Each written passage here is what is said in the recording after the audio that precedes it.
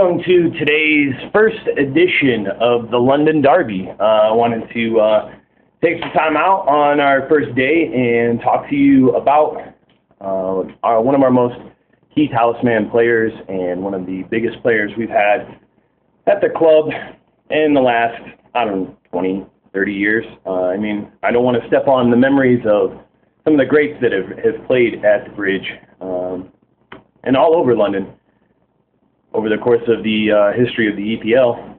But today I wanted to take some time out, focus a little bit on Frank. I think that with Frank, he's a very interesting player, and I think that what's amazing about Frank is he's been able to compete at a very, very top level after growing through what is apparently fantastic youth system in the whole of London.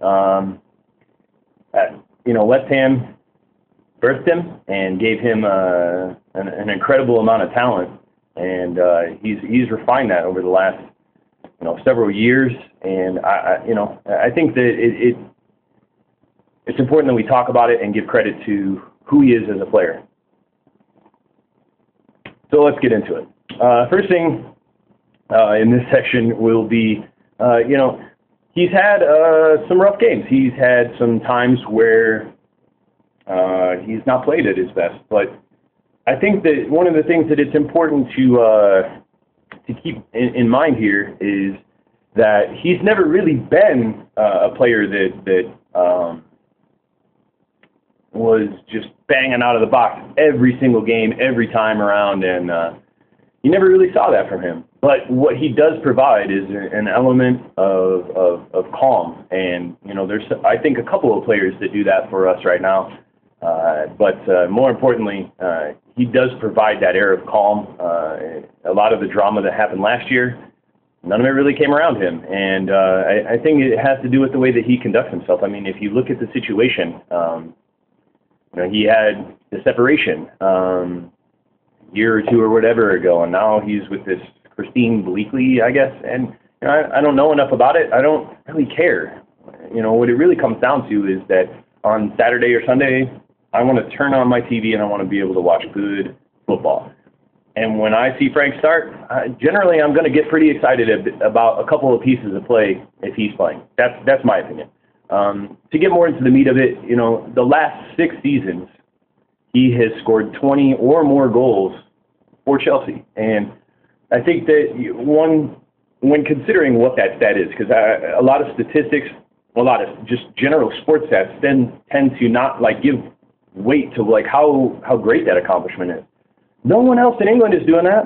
No one else in the Premier League is doing that. It's not like he's got Gerrard and 6 other people that are challenging him, putting up, 20 goals a year from midfield even. Let's keep that in mind. This is from an attacking mid position. Yeah, he maybe in some senses plays like what other clubs may consider a center forward type role, just behind the strikers. But for him, it's a different position because he does track back. And everybody, last year wanted to hate that he really didn't track back. He does track back. And I challenge those of you who say that he doesn't. Check out some game footage. Go on YouTube. Look it up. It's out there. I'll try to post some links maybe and, give you guys some more insight into what I'm talking about. So again, I'm not really concerned with the slow start. I'm not really concerned with the fact that he's been missing penalties. I'm just not. We have Drogba, so, it really doesn't concern me. Drogba's hungry. He may be 31, 32 years old, but I think this is a guy who, again, said it himself. I didn't sign a contract till I was 25. We got kids like somebody that always I'm getting asked about is Freddie Adu. Freddie Adu signed contracts at 13 or 14 years old, and now look at him. You know what I mean? Drogba peaked at a different ratio than any other major professional football player, and I think that is a key attribution to his success.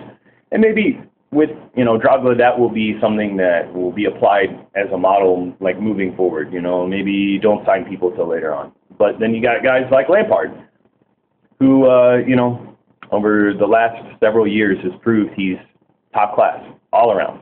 The injury thing, I wanted to talk about that for a minute. To me, that was a necessary evil. Yes, it caused him to miss what a lot of people probably at the Bridge considered an insignificant national game for England. And for me, in that sense, I think that he and the rest of the Blues all decided that it wasn't an important thing to focus on, especially after the horrible World Cup that they experienced. So, those things being said, I'm not too worried about the slow start. I think if you look back at the season last year, people were getting on Frank and jumping down his throat saying, well, he's put up 20 goals for 5 years, and now we're off to this start. We're 15 games in, and he only has a couple of goals. But, let's flash forward to January. Let's flash forward to May.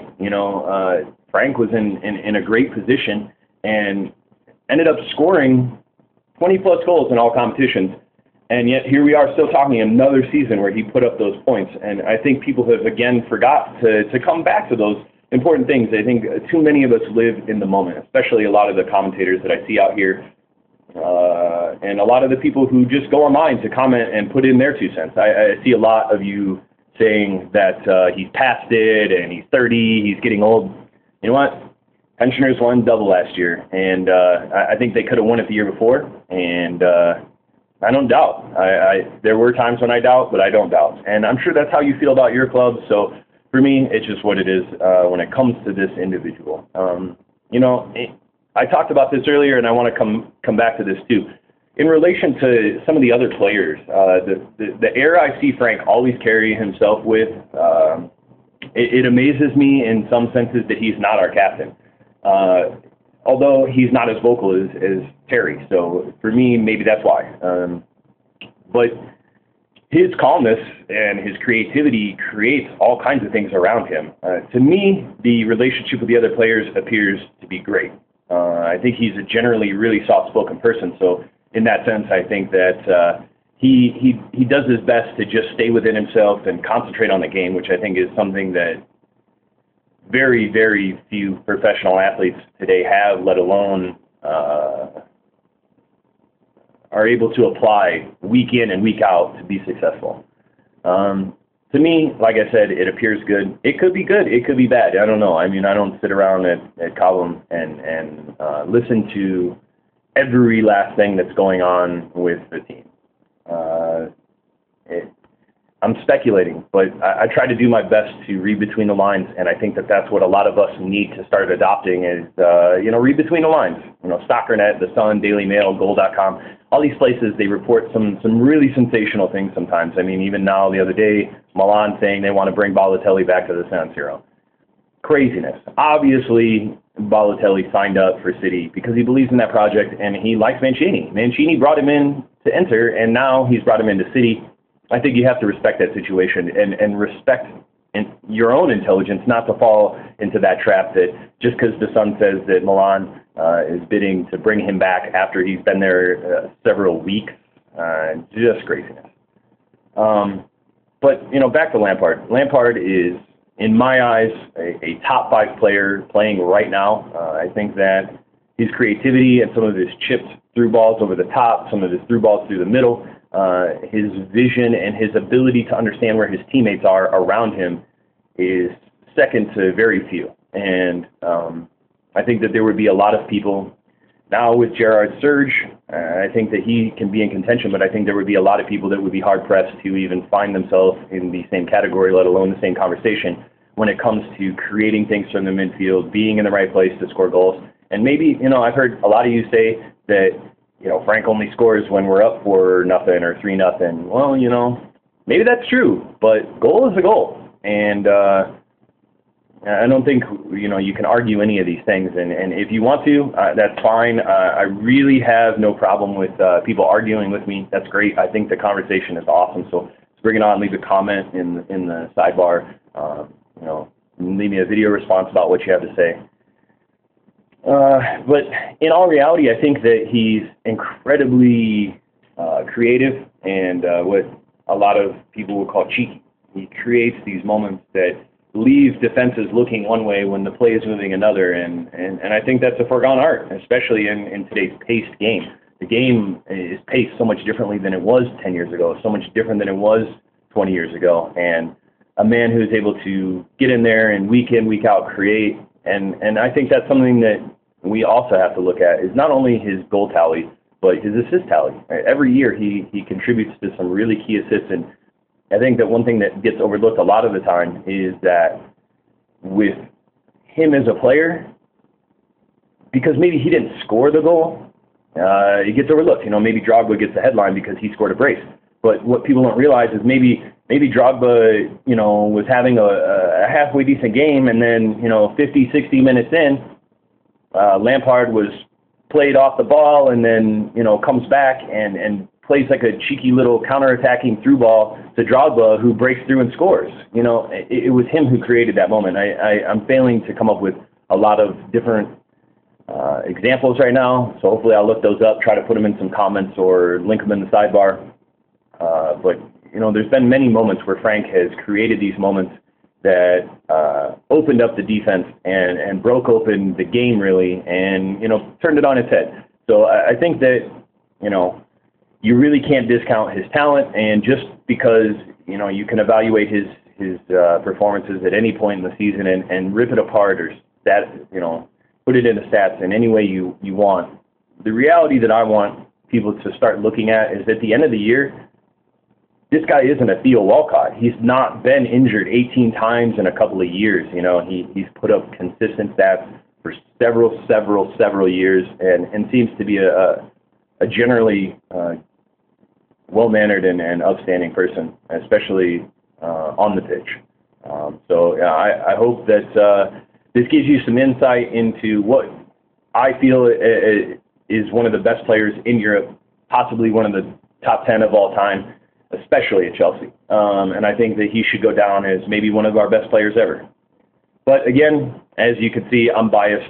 You know, want to give love to the club, but I'm biased. So let me know what you think. You know, give me an argument of why he's not, or why you know, somebody else is better. Why Van Persie is better. Why Gerrard is better. And you know, I'm sure that all of you have your own opinions and thoughts about why and how. But, you know, let me know what you think. Send a video response. Put a comment in the sidebar. Let me know what you think. And if you're interested in participating or helping us produce shows, you can send me an email at thelondonderby@gmail.com. Check back weekly for more content. I'm going to try to post as many videos as possible. Right now it's looking like about one a week, but if something comes up and I'm motivated, maybe I'll throw up like a little 2 or 3 minute piece. So, you know, check back and make sure you subscribe in the sidebar, or hit the button wherever it is, and subscribe to the show so we can get people interested. Tell your friends. And we are also trying to grow this media. I am a Chelsea fan, but we want to bring in some Spurs fans, some Arsenal fans. We want to bring all these guys in and start talking about real, true football, and hopefully we can get some people motivated to start their own shows, and we can collaborate together. So don't forget to give a thumbs up, and we'll see you next time.